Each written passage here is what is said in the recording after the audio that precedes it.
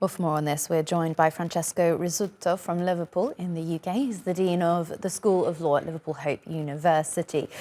I suppose some might ask, why carry on with the performance of democracy when some would say Russia seems to have lost most of the real tenets of a democratic nation? Things like the free press, free courts are absent in the Russian Federation.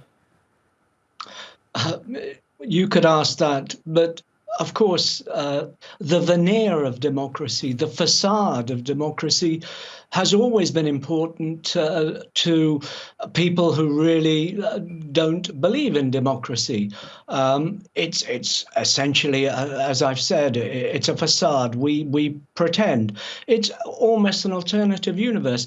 It reminds me of when the Soviet Union existed, where they talked about being democratic, but centralized, and it means nothing, frankly. It's a sort of legitimating myth.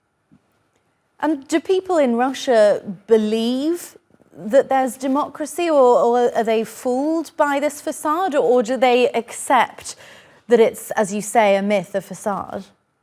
I think most people in Russia, as they did in Eastern Europe before the collapse of the communist regime, essentially kept out of politics and accepted things the way they were.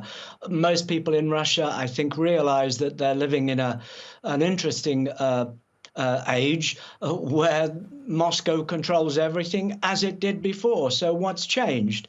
Well, of course, they can watch television and they have more material things than perhaps they had during the Soviet regime, those that remember the Soviet regime. But essentially, politics is for the politicians. Real life is for the poor people who rather want to keep out of these things in case they end up in prison, of course.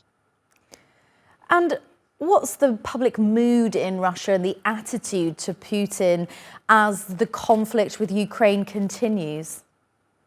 I think that most people in Russia, all the evidence suggests that most people in Russia support what is going on in the Ukraine, where if they express a view.